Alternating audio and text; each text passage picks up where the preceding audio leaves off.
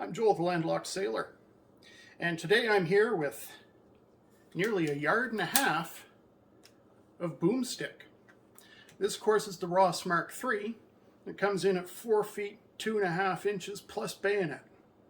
In fact, if you come up on aim at a target at 100 yards, your muzzle will already be halfway to target before you even pull the trigger. This particular rifle was made in 1914 and served with the Canadian Expeditionary Force in France up until they were withdrawn in 1916, I assume. The pattern of rifle, the Ross Mark III, aka M1910, was a departure from its predecessors. The Ross Mark I and Mark II are both very, very different compared to the Mark III. So, as far as the history goes, again, I'm going to shy away from getting into too much detail because simply it's been accomplished or being done elsewhere, probably far better than I could. But I will say a few words about it. And the biggest word that comes up with Ross, the Ross Mark III, in fact, any of the Rosses, aside from failure, is politics. And those two are linked. Charles Ross, who owned the factory, did the design, etc., had political friends in the Canadian government, specifically Minister of Militia Sam Hughes. And it is largely because of those political connections that this rifle was adopted.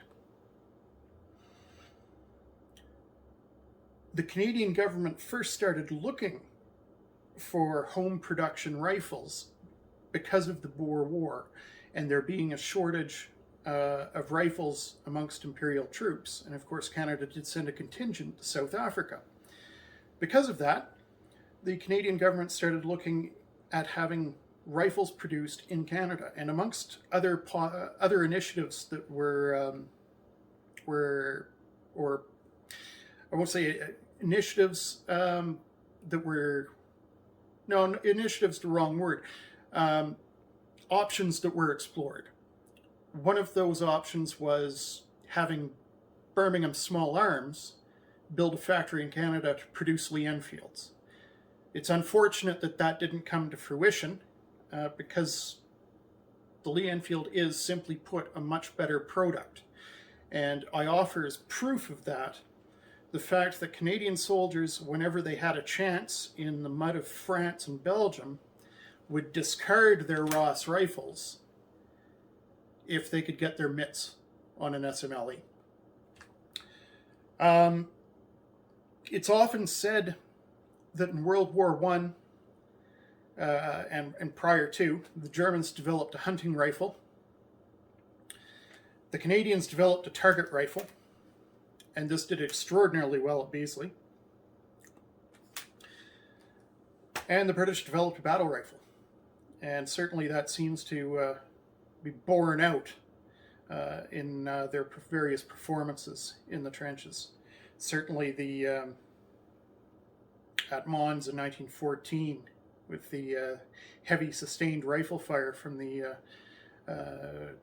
old Contemptibles and their SMLEs was very, very telling. So in 1910, the rifle was adopted. It shouldn't have been. There were any number of flaws. Some of them would not become apparent until later on, but there were still plenty of things wrong with it that should have caused the militia to walk away from it. Unfortunately, it was foisted upon them, whether they wanted it or not, by Sam Hughes. As you can see, the Ross has a very intricate rear sight, which we'll talk about a bit more in a minute. And the straight pull, which is why we're here today. And then a long heavy barrel the hooded front sight. It has a fixed magazine, which is a weak point. This magazine is, well, it's covered with sticky rim jam. And beyond that, it is vulnerable to getting knocked about. The rear sight has 3 apertures on it. The first being this one right here, which is your battle sight for an entirely reasonable distance of 600 yards.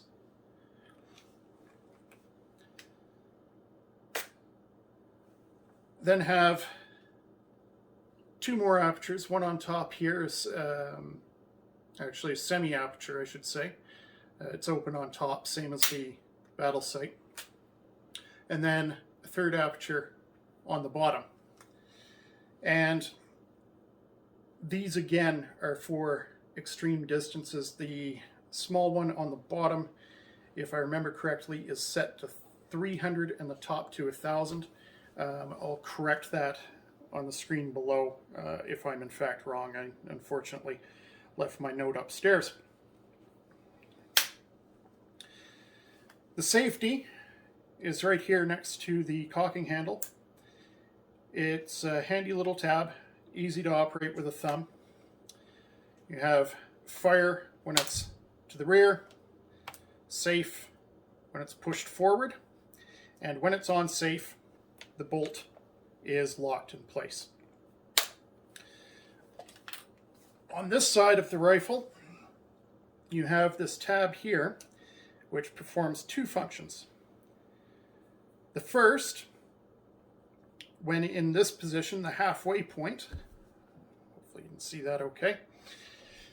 When it's in the halfway point, it allows the removal of the bolt. When it's pushed all the way down, it's a magazine cutoff. It doesn't allow the bolt to come back far enough to pick up the next round off the top of the magazine. So you can do your single load volley fire there, or magazine fire, thus keeping it abreast of the doctrine within the Empire at the time, which of course was expressed with the also through the SMLE's magazine cutoff. Other than that, I think we've effectively covered what we need to cover here as far as the bits and bobs. It should all be fairly self-explanatory. So let's have a quick look at some of the problems with this rifle. And the first one that really jumps out at you is its length. This is not a handy rifle. It's also very, very weighty. Again, I'll put it on the bottom of the screen here, but it's a pound or 2 heavier than an SMLE. So aside from its actual dimensions, we had a number of issues, some of which were known beforehand and others which popped up in Europe with the Canadian Expeditionary Force. The first one is the bolt could be reassembled in such a way that it would chamber around, go all the way home, and allow the firing pin to drop when the trigger was pulled, yet it would not be locked. The breech would still be unlocked, and of course that would send the bolt backwards at a great rate of knots, giving someone a very, very poor day indeed. To deal with this issue, to prevent the incorrect assembly of the bolt, a rivet was added here in the side. And it was placed in such a way that it's not possible to put the bolt back together other than the correct fashion. Now, interestingly, on mine, this was a field repair. Uh, it was done by unit armorers in Europe to ensure that that didn't happen with the rifles that had already been issued. The, the rivet location on this one prevents me from withdrawing the bolt from the bolt carrier. Um, you can see the rivet kind of wiggle back and forth when you try and pull out the bolt from the carrier. So I found myself, well, I was going to say up a creek without a paddle. However, this rifle is long enough that it'll act as a pretty handy canoe paddle, I'm sure. So we were up a creek, and we may have had a paddle, but fortunately a friend of mine came to the rescue, Bob. Bob has a Ross, and his Ross's bolt was, well, it was pinned at the factory. His is a later production one. And as a result, the pin is in a better spot, and you can rip the whole thing down. And we'll see that in a few minutes. But if it wasn't for Bob's Ross's happy little bolt, we would have not been able to do this episode. So that was the first issue. Easy fix. Oh, and I should mention that Ian at Forgotten Weapons a number of years ago took one of these, took the pin out, and deliberately assembled the bolt incorrectly, and then went to town on a block of ballistics gel with it. And I'll put that link down below so you can enjoy his experimental, what shall we call it, experimental archaeology. Sorry, I'm just trying to replace the bolt here, and it's difficult to do while I'm talking to you, so just bear with me for a second, as if it isn't lined up correctly, it will snap back. Which, of course, like everything else with this rifle, it is oh so user-friendly. So that was one of the problems that was found. Next problem, well, we've got a few problems actually that feed into each other, so I'm just going to go through the whole scenario as it existed. The Ross was built very tight tolerances because Canadian .303 ammunition was produced, it was essentially match grade ammo. There was an accuracy obsession in Canada, hence the adoption of a target rifle. So the chamber was bored out very, very tight tolerances, but again, it's getting high quality ammunition. So not a big deal, it runs fine. But what happens when you start giving it ammunition that's produced to looser tolerances? Well, that's where the fun begins, because you start getting cases sticking in the chamber. So what do you do if you can't get your bolt open? Well, you put the butt of the rifle down on the ground and give this a good stomp with your boot. Which extracts your sticky case, but it also sends your bolt back with a great deal of force. And it's this rear lug, or on the interrupted screw on the left side of the rifle, it's the rear one here that's hitting your bolt stop. And the bolt stop has a small surface area. And it turned out that these bolt heads were often brittle. There were issues with metallurgy early on, and they were often brittle. So you could end up with a chipped or cracked or otherwise deformed locking lug. And if it cracked off, that's fine. It's out of the way. Who cares? You still got 3 more.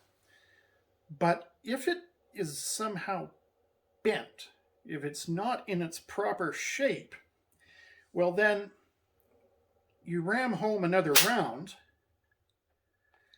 and now you have another round that's sticking in your chamber because the ammunition is built to a looser tolerance than the rifle. You also have a damaged lug that's sticking in the recess, in the breech here. So what do? Well, you stomp on the bolt handle again to get the to open the action, repeating the same impact on the lug, deforming it further. So each shot getting harder and harder, deforming the locking lug more and more, making it stickier and stickier. And all of this on top of an action that's already susceptible to dirt, being forward locking. You've got all these small grooves for the interrupted screw.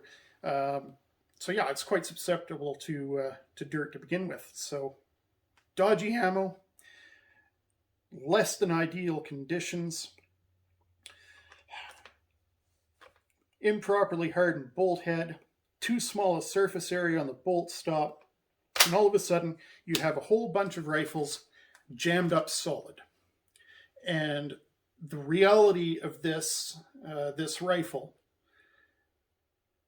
became apparent at the Second Battle of Ypres, or in slang of the time, Wipers, in Belgium, which was the first time the Germans used gas.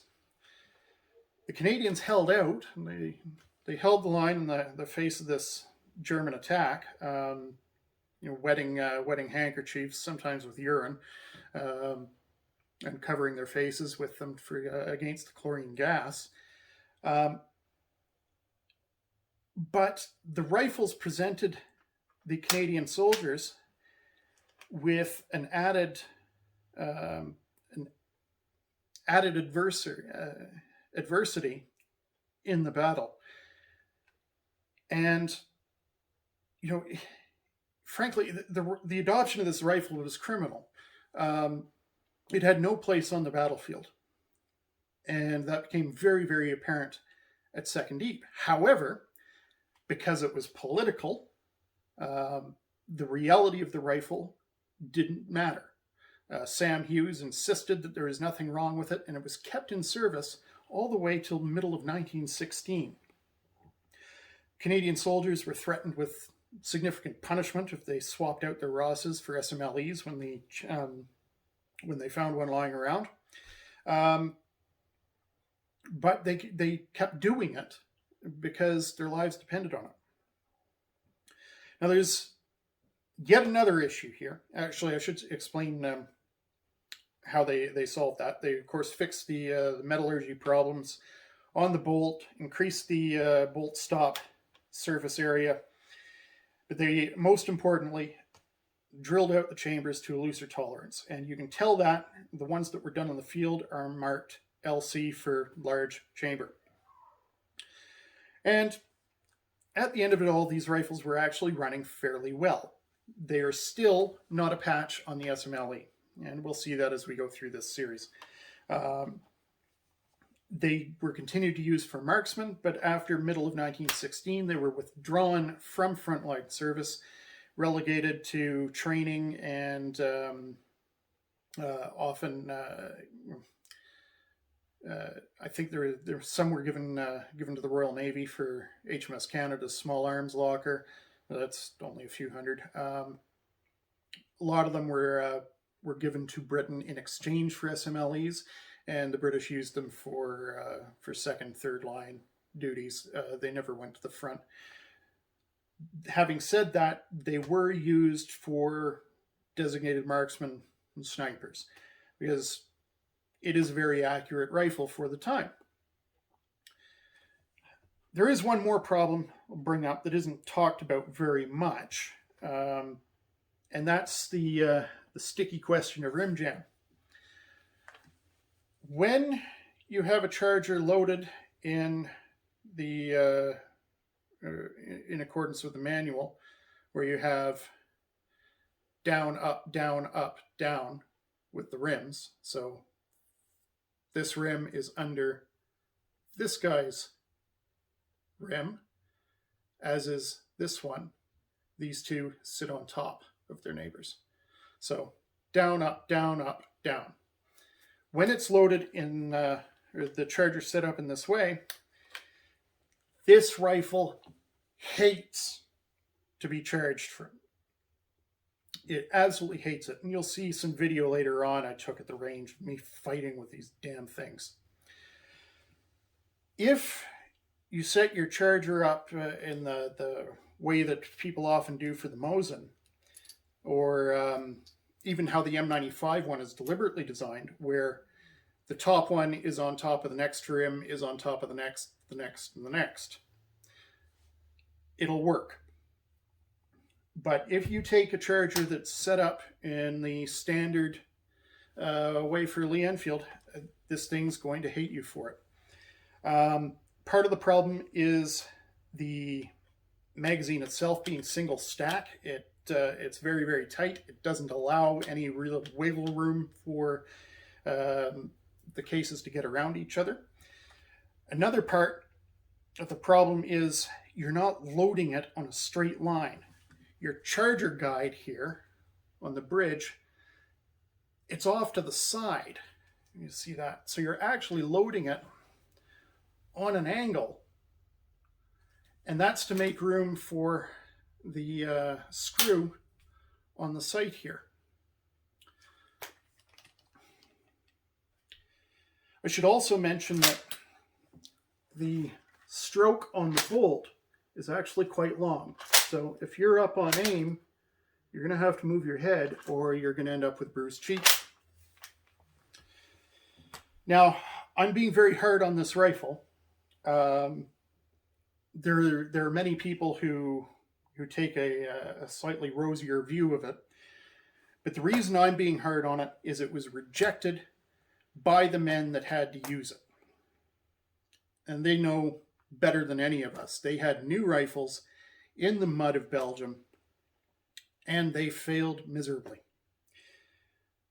We also know the level of political interference involved. The whole thing is frankly just a tragic story, and there probably should have been criminal consequences, certainly for Sam Hughes and his behavior on it. Equipping soldiers with this without these problems having been sorted out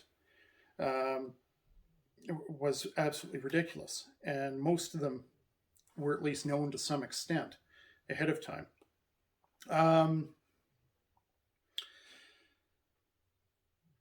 So there's a short rundown of the Ross. Now, of course, the whole point of this series is the action itself. So we'll ignore the fact that this takes up a massive amount of real estate and focus in on the action next. And we're going to rip apart the bolt. But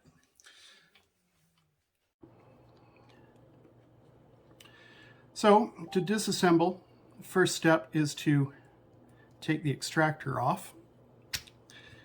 And the easiest way to do that is just get a little help from our friend here, the dental pick, and there we go. Next step is to grab the firing pin back here, just protruding out of the caulking piece. There's a hole drilled right at the back of the firing pin that allows you to grab it with a tool and pull it out. Now we're going to pull it out, bringing the caulking piece with it, and then hopefully apply the safety. Though unfortunately, this sometimes requires 3 hands. Okay, there we go. Safety's caught it. Now, back here, there's a pin that goes through a cut on the firing pin, holding it to the caulking piece. So when the caulking piece snags on the sear, caulking on close, the firing pin is held back and tension is developed on the spring. So we'll push that pin out. So, and that allows the firing pin to snap forward, and the cocking piece is free. So you can probably see it better now, but the pin goes right through here. And the sear, of course, catches here on the cocking piece. On the top of the cocking piece, you can see where the safety catches to hold it to the rear. Safety catches here, holding the cocking piece to the rear, and also kind of grips into the other side of the receiver, preventing the bolt from moving. You can see you've got a little bit sticks out here in the safe position. We put it back to the fire position. That piece disappears back inside the bolt. So now that we've pulled the cocking piece off the back, we can pull the bolt out of the carrier at the front.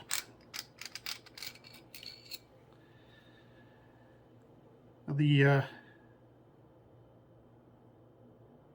bolt itself is an interesting piece of kit. We'll get to in a minute, but as you can see immediately, it has these teeth arranged in a helical pattern around the side, and we'll get to them.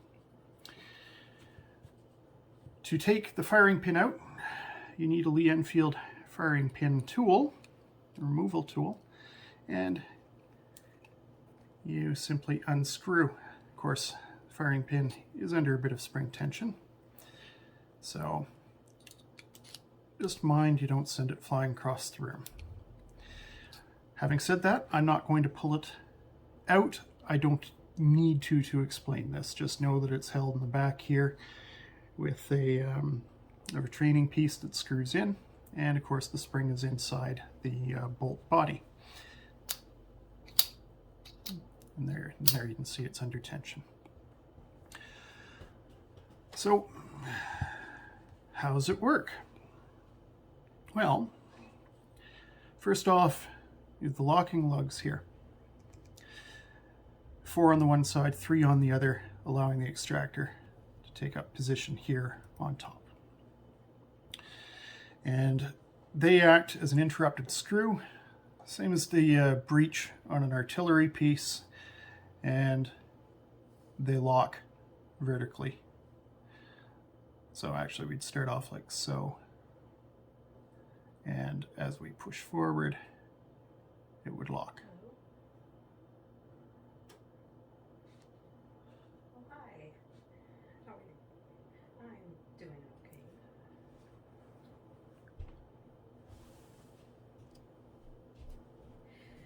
Yes, it has been. Now, as you can see, you have these raised rails wrapping around the bolt. There are in fact 2 of them, and they're cut to allow to cam the bolt as it moves. But then of course you see we end up with these teeth at the back. Now the teeth are an interesting piece of the problem here, and let's just try and get this guy back in. You can hear them rubbing against other teeth that are inside the bolt here. So as it goes in, you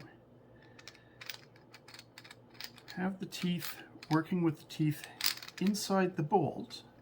There, you're just snagging on the rivet here a little bit. Feel the rivet move as the bolt hits it.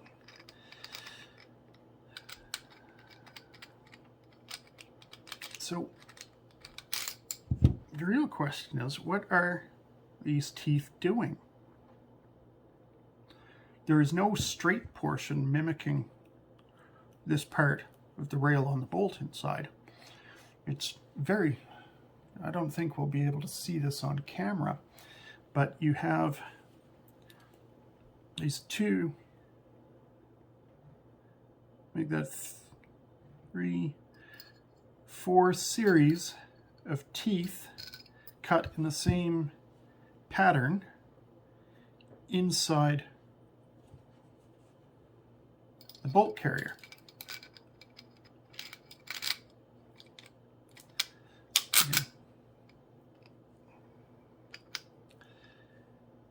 Get these guys to properly interact. They are acting as rails. Of course, they're catching as well. The bolt goes home. It's right here that the solid rails are now working along the path of the teeth inside the bolt. You can tell that because it's no longer going click, click, click as it goes in. See, right at the end there, you get click, click, click. So, as the bolt goes further and further in, those teeth are actually being turned into the set of teeth inside, locking it even further. So the bolt now is locked both inside to the carrier, and these would be locked into the breech of the rifle, the interrupted screw here. As you pull back, the rails riding the teeth inside the bolt force it to turn, camming it over to the unlocked position, which is about here. The teeth inside are then engaging with the bolt itself, preventing it, along with the extractor, from being drawn further out. So it comes back as a unit, like so. So it's a very complicated setup, but there is a reason for it. And that's to hold the bolt and the carrier together as they travel to the rear and then forward again.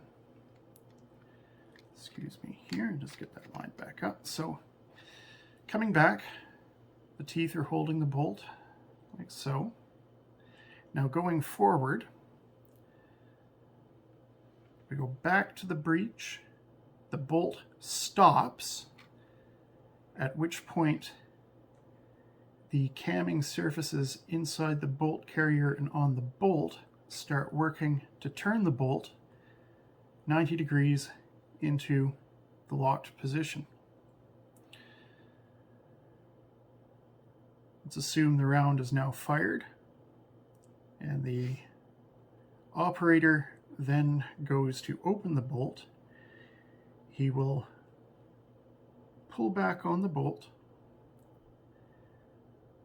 and the rails will ride the series of teeth inside the bolt carrier, camming the bolt again into the unlocked position, at which point the bolt is snagged, the teeth on the bolt are snagged by the teeth inside the carrier, and is all brought back as a unit, ejecting your empty shell, and then as you slam forward, picking up a new one from the magazine. And again, bolt stops the back of the chamber, at which point the camming surfaces take over, forcing the bolt to turn into locked position and ready to go again.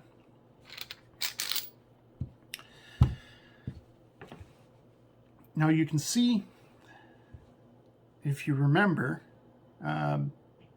this is certainly taking a lot of inspiration from the N95 bolt. In fact, let's compare the two here quickly. Now you can see of course, the M95 bolt already has a couple of advantages over the Ross, in that tools are not required to pull it apart. We'll just set the caulking piece aside here, we don't need that. Now, tools are not required to rip it apart. Though a cloth is handy. I'll set the extractor aside, and the bolt carrier. Here's the bolt. Now you can see here we have the cuts into the bolt, and then of course raised rails inside the bolt carrier interacting with them. So all in all, very, very similar in concept. The real difference is that the M95 system relies on the caulking piece and the extractor to keep the bolt seated in the carrier. So, where are we here? Bear with me, please. This is lined up.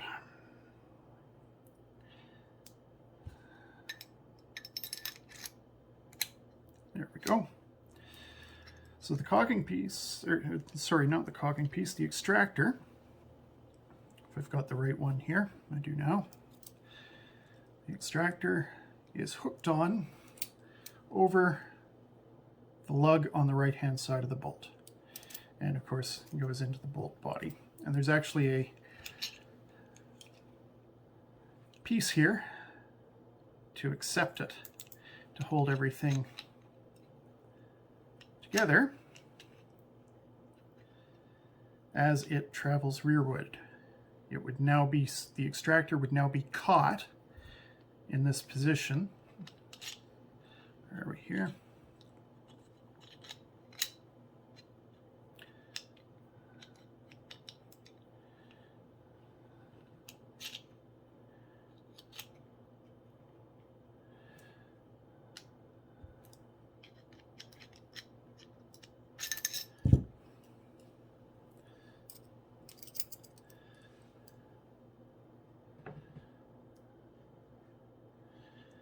In the locked position, the extractor is caught in this groove.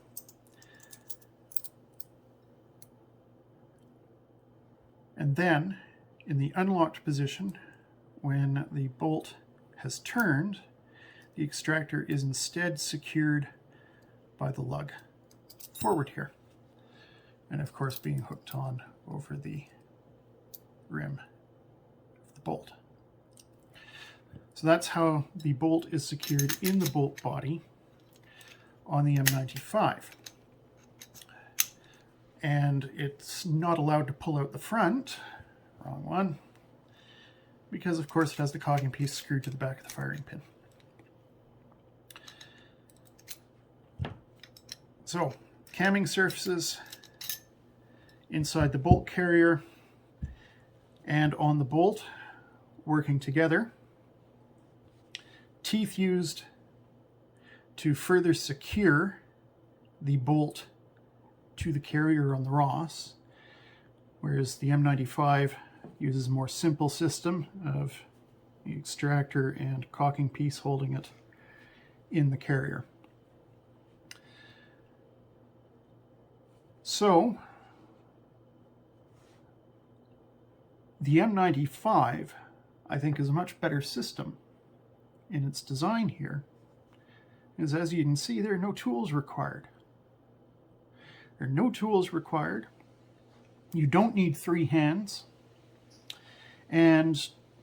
in the reassembly part, and we're going to see here in a minute, you don't need to swear like Gunnery Sergeant Hartman. So we'll set the M95 aside here and begin our adventure of reassembly.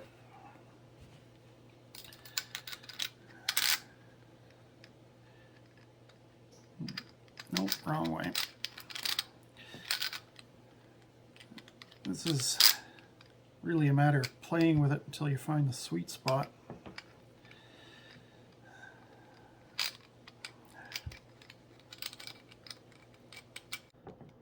Unfortunately, nothing that Charles Ross has seemingly touched is actually easy.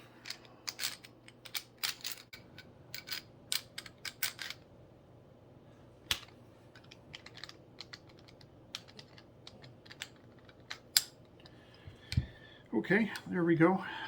We've got the expletive deleted bolt back into the expletive deleted carrier.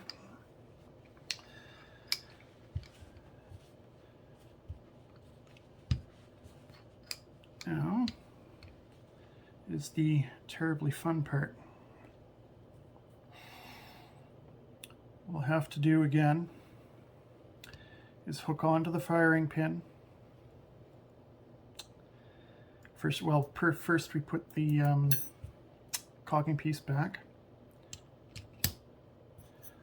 hook onto the firing pin. I have to turn it around here. We pull it back, move the caulking piece back, and get the cut. I pull it apart here again. Don't think I showed that adequately before. And get this cut in the firing pin lined up with the hole in the caulking piece to get that pin back in.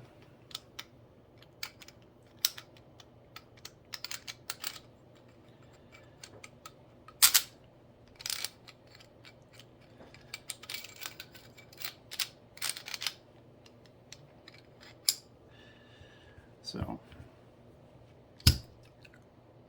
caulking piece, grab onto the firing pin, push the caulking piece to the rear, get the safety on.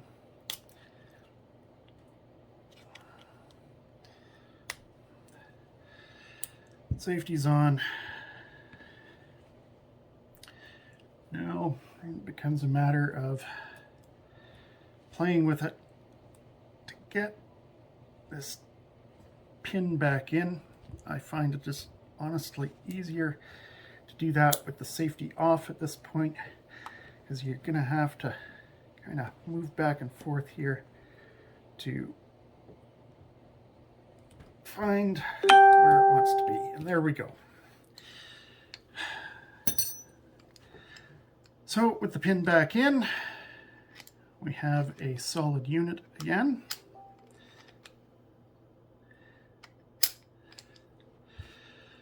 And we will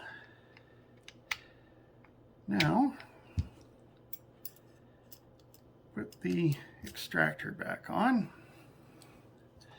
Again, a little help from my friend here.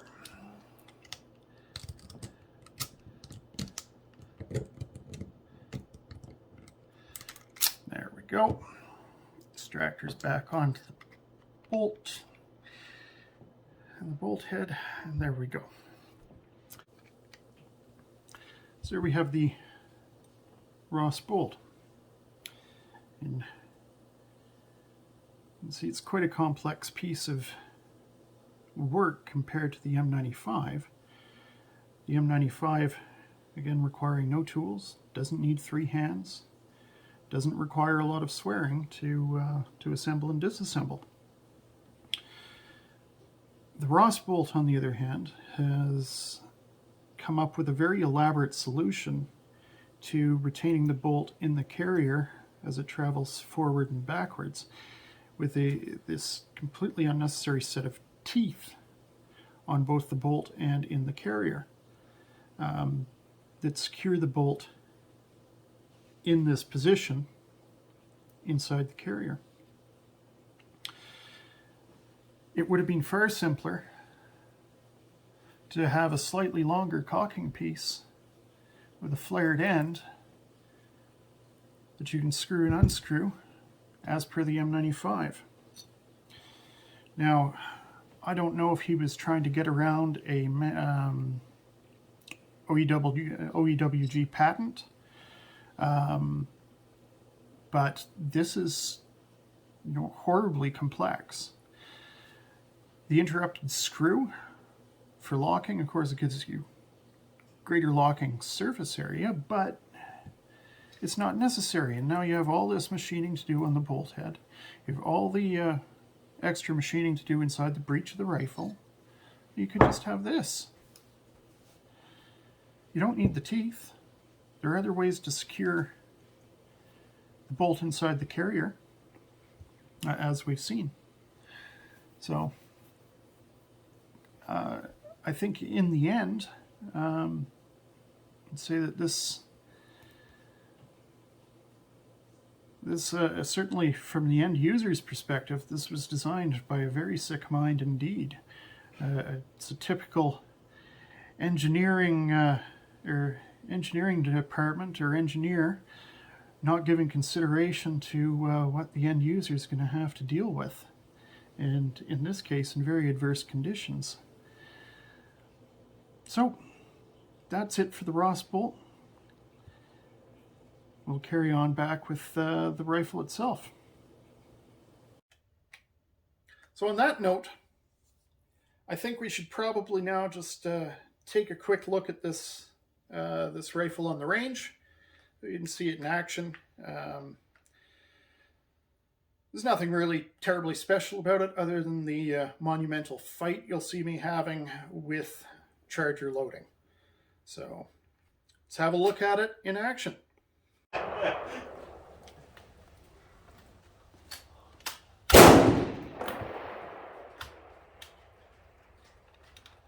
They do not like to be Charger fed. Nope.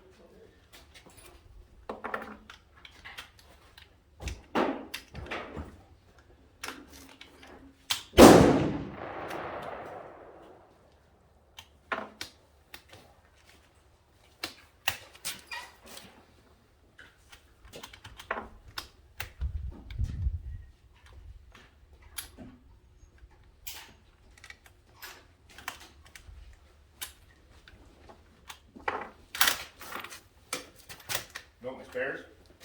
Sure, I have some of these in. Yeah, But those are a little better. these look better, yeah.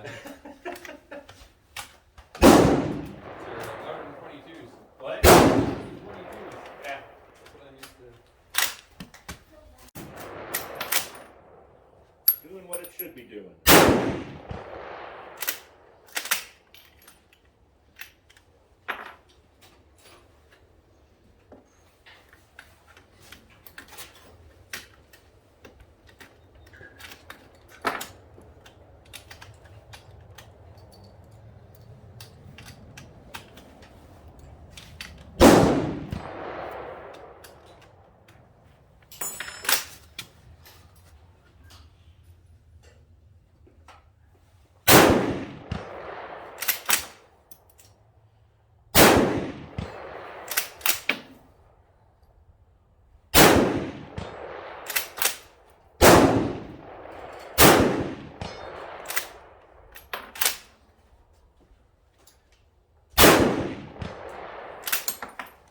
So I'm going to give our last word here to Captain C. Shore, who wrote With British Snipers to the Reich. He had a brief experience with Rosses in the Second World War, and I think his impressions are quite telling, and we're dealing with a fellow who was very experienced with all different service rifles at the time. When going to pre-op 2 early in 1942, I was surprised that we were issued with the Ross rifle, with its straight pull bolt action, and we used them for about a month.